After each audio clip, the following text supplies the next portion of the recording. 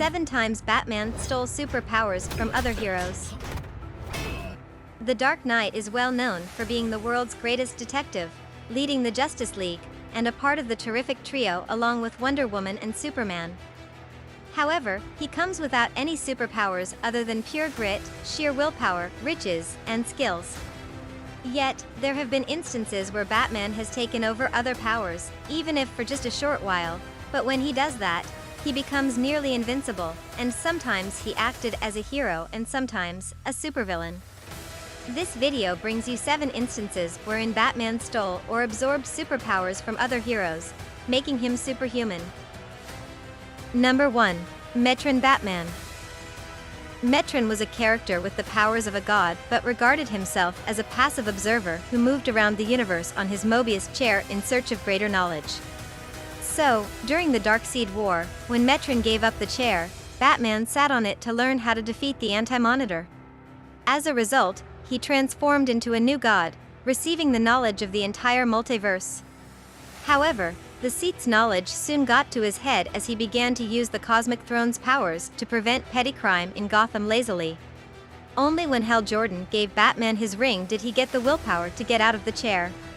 When this happened, Metron sought out and placed Batman's Earth 3 counterpart Owlman on the Mobius chair, but this time, he trained Owlman to properly use the throne's knowledge and powers to be free from its bindings while using it well. Metron warned Owlman to refrain from asking the chair for too much knowledge, but the villain paid no heed, arrogantly believing he was far superior to Batman. When he asked for the universe's secrets, he felt a shock, and then the presence of Dr. Manhattan, who vaporized both Metron and Owlman for their misuse of the Mobius chair. Number 2. Red Death. Before we go forward, please subscribe to us. Your small click will help us in a big way to create more videos. Let's continue. Batman on Earth 52 fought crime alongside his Robins until the offense ran overboard, getting the upper hand over the heroes and claiming the lives of the Robins. This devastated Batman, convincing him to look for ways to do better. Feeling he wasn't fast enough, Batman sought out the Flash of his world, believing that he would be able to do a better job than Barry Allen did with the Speed Force. To do that, Batman defeated Flash's rogues, took away all their weapons and fought the Flash to take his powers. Defeating Barry, he used the Batmobile coupled with the Cosmic Treadmill to drive into the Speed Force, allowing Batman to absorb all of Flash's powers, turning him into the Red Death. Donning the new persona, the Red Death began killing off the members of his rogue gallery. Aside from his previous abilities, Batman received superhuman abilities, Speed Force Aura and Conduit, Electrokinesis, and Nanite Fabrication. However, Barry's consciousness remained inside Batman, pleading with him to fight against his dark side. Eventually, he manages to overpower Red Death in a moment of misjudgment when he puts himself in the line of pure positive energy, and his persona is disintegrated. Number 3. Superbat. It's another gala night showing the precious antiquities of the Metropolis Museum. Bruce Wayne is interviewed about his private collection by Clark Kent, who pointedly asks him that someone with his adventurous reputation would be likely to enjoy such antiquities. Still, he was enjoying his night as he calmly replied. Their banter is cut short when Bruce notices a woman in a black gown and with short silver hair who had a tattoo that resembled a skull. Bruce tried to make conversation with her, but she appeared to be in a trance state, looking at a particular brooch pin, and she uttered one word, "Cotter." Confused, Bruce tried to ask her about it, but she suddenly shouted, and a wispy entity emerged from her. Clark, donning his Superman alias, recognizes the being as the Silver Banshee, who puts up a good fight against the two superheroes, post which Batman is heavily injured and glass cut through him in shards. Superman feels the brunt of the fight Silver Banshee puts up. Later on, as they scour the city in search of the Banshee, Superman feels his powers waning just as Batman feels his powers growing. They find out that Batman has absorbed Superman's powers and is now a kind of Superbat. Number 4. Cyborg Batman.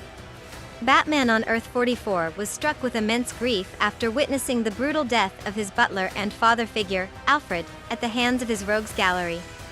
The Justice League grew concerned day by day. At Alfred's funeral, Bruce asks Victor if he'd aid him in building an AI based exactly on Alfred. They agreed and then began naming the project Alfred Protocol. But once they activated the data, the AI made new bodies for itself and began eradicating all of Bruce's potential threats and enemies at Arkham Asylum.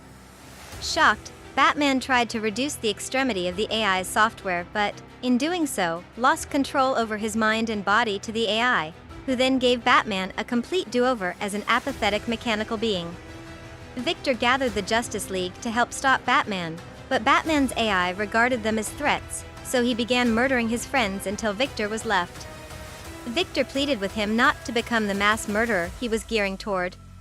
Still, Batman replied that it was the only way to be with Alfred forever before killing him viciously and taking on the mantle of the murder machine.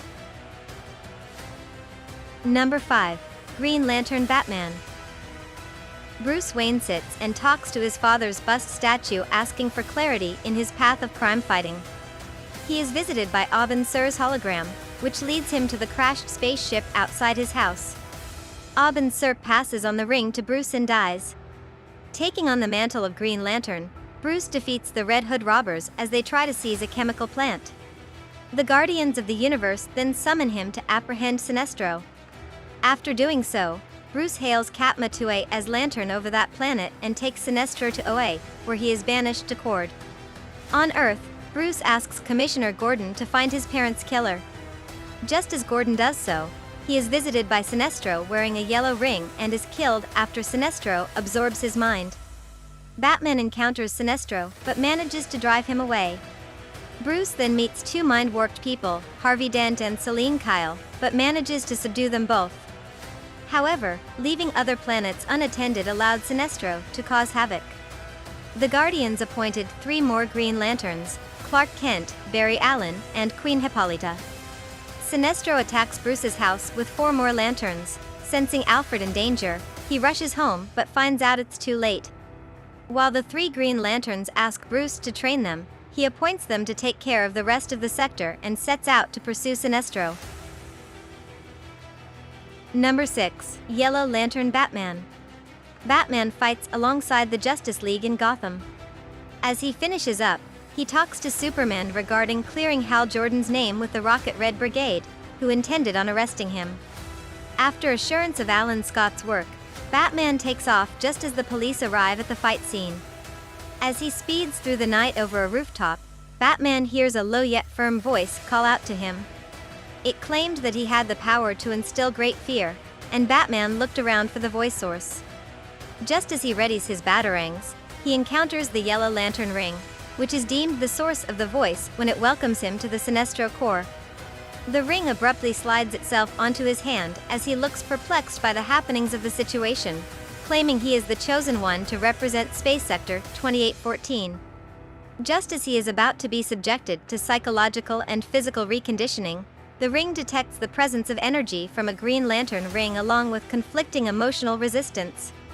It states that Batman's willpower overrode the fear, and it leaves him in search of another worthy representative, leaving Batman confused. Number 7. White Lantern Batman. Deadman is seen conversing with the ring, which sends a signal about another chosen one, much to his relief. He sees Batman's sign in the sky and believes Batman is the chosen one. When he goes in his pursuit, he lands up at a robbery scene.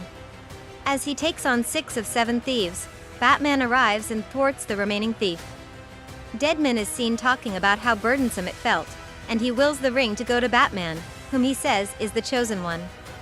Batman has the ring slide onto his finger, imbued with White Lantern power. When the power surging through him is a little calmer, he holds onto Deadman and says he's making a mistake because he thought of the ring as a chore when it was, in fact, a blessing to him that he couldn't see. Deadman is then shot by a thief who regains consciousness. He revisits his childhood memory of his grandfather and his teenage memory of a woman.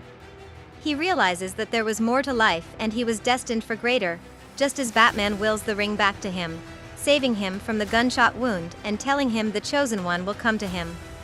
That was all in this video.